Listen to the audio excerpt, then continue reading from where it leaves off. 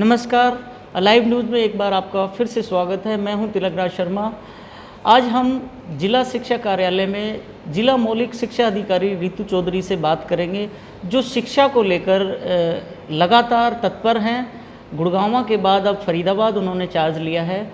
हम इनसे पूछना चाहेंगे कि ई लर्निंग को लेकर और शिक्षा की जो सरकार की जो नीतियाँ हैं शिक्षा एजुकेशन को बढ़ाने के लिए, उन पर बात करेंगे। मैडम, आपका लाइव न्यूज़ में स्वागत है। एजुकेशन को लेकर जो सरकार ने ऑनलाइन जो पॉलिसी शुरू कर रखी है बच्चों को पढ़ाने के लिए, उसको लेकर सरकार और ज़िले के जो अधिकारी हैं, आप लोग क्या कर रहे हो उसमें? ई लर्निंग जो है ये कोविड के कारण हमारे यहाँ स्टार्ट हुई, जो मार्च से हम लोगों ने शुरू की है।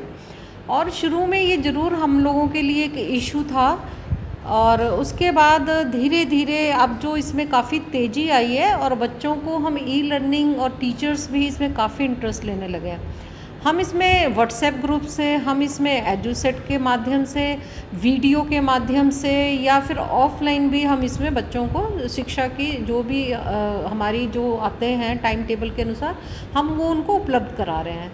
थोड़ा सा इसमें मैं आपको बताना चाहूँगी कि जहाँ पर सिग्नल्स की प्रॉब्लम है या वीडियो बच्चों के पास रिचार्ज की प्रॉब्लम है, उसको हम टेक ऑफ कर रहे हैं। हम सोच रहे हैं कि किसी न किसी तरीके से हम लोग उनकी मदद करें, और इसमें कार्य मैंने शुरू कर भी दिया है। हम लोग इसकी कमेटी बनाकर ये बच्चों के नाम वगैरह ले रहे हैं, और जल्दी ही आपको एक अच्छी खुशखबरी भी फिर सुनाएंगे।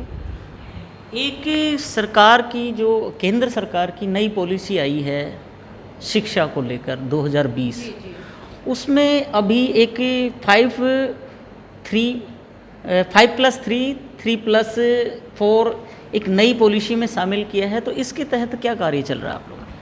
इसके तहत अभी हमारे जो शिक्षा विभाग है उसी में हमारे जो डायरेक्टरेट लेवल पे है, जैसे हमारे पंचकुला हेड ऑफिस में है, उस पे इसके ऊपर सारा हमारा होमवर्क किया जा रहा है, इस पॉलिसी का ड्राफ्ट किया जा रहा है। और जल्द ही जैसे ही ऊपर से हमारे को वहाँ से सर्कुलेट होंगे, उस पर तुरंत हम लोग स्कूलों में कार्रवाई करेंगे। अभी इस पर जो है सेंट्रल गवर्नमेंट से हमारे पास इशू ऑर्डर हो गए हैं, और मुझे लगता है कि फील्ड में भी इसमें कार्य जल्दी ही शुरू हो जाएगा।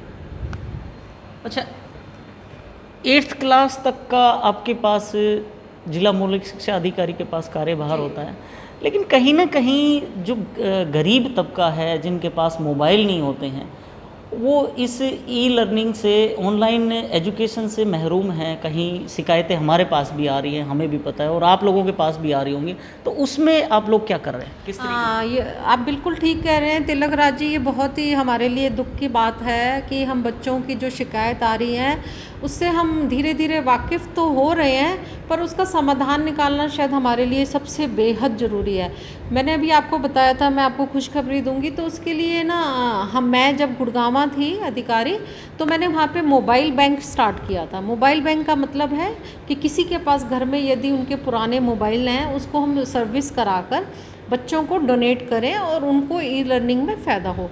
तो वहाँ पर हम लोगों ने इसी तरह से 39 मोबाइल दिए थे, 20 मैंने अपनी तरफ से दिए थे, 19 हमारे एक अध्यापकों की टीम ने दिए थे। तो ये जो आपने अभी उठाया है मुद्दा, ये मैंने मीटिंग में शुरू किया था। मैंने सभी टीचर्स, पेरेंट्स और जो भी हमारे प्रिंसिपल्स हैं, मैंने कहा है यदि आपके घर में मोबाइल हैं तो आप उसको इकट्ठा करें, बच्चों को देना शुरू करें। और जल्दी ही हम इधर मैंने कुछ लोगों से भी बात करी है, और इसमें हम मोबाइल बांटने का काम भी जल्दी ही आपको सूचना देंगे। अच्छा, एक बहुत बड़ा शिक्षा विभाग की तरफ से बयान आया था कि हम, जब ये लॉकडाउन था, कि बच्चों को पढ़ाया कैसे जाए क्योंकि उनके पास बुक्स नहीं है, तो स्टडी जो मटेरियल है वो घर तक पहुंचाने की बात आई थी, लेकिन अभी तक भी वो स्टडी मटेरियल बच्चों तक नहीं पहुंचा है। क्या कारण है इसमें?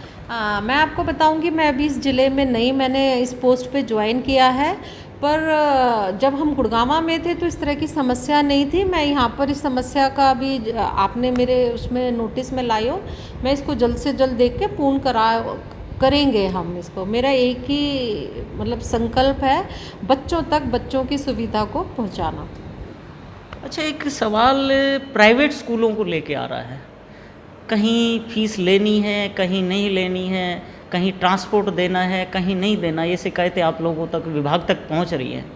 तो उसमें जो अभिभावक हैं, प्राइवेट स्कूल अभिभावक, वो बड़े परेशान हैं प्राइवेट स्कूलों को इस फरमान को लेकर।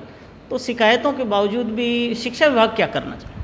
देखो, मैं जब यहाँ ज्वाइन किया है लास्ट वीक, मेरे पास अभिभावक भी मिले हैं, प्राइवेट स्कूल की एसोसिएशन मिली है।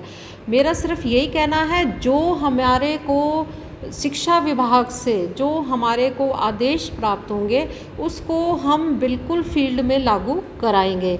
यदि वो शिक्षा विभाग के आदेश फीस लेने के हैं या नहीं लेने के हैं, उसमें हम कार्रवाई देख रहे हैं। और अभी उसके लिए हम जो विभाग है उसको सभी स्कूलों को, प्राइवेट स्कूलों को भी और अभिभावक को भी, उसमें हम उनको सर्कुलेट करेंगे।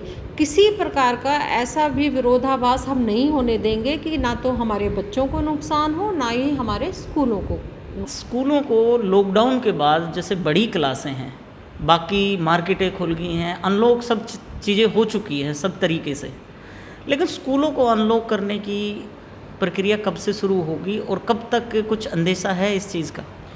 इसमें ना हमारे यहाँ से शिक्षा विभाग ने एक गूगल शीट शेयर की है, उसमें सर्वे है। तो वो गूगल शीट मैं आपको भी भेजूंगी और हम बच्चों को भी भेज रहे हैं और पेरेंट्स के माता पिता सबको।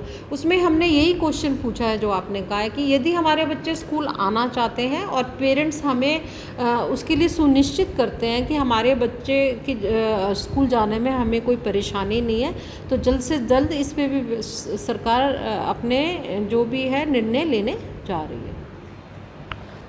ये थी हमारे साथ जिला मौलिक शिक्षा अधिकारी रितु चौधरी जी, जिन्होंने शिक्षा की जो नई गुणवत्ता है, नई पॉलिसी है, उसको लेकर भी क्लियर किया है कि सरकार और प्रशासनिक अधिकारी उस पॉलिसी को लेकर काफ़ी गंभीर हैं।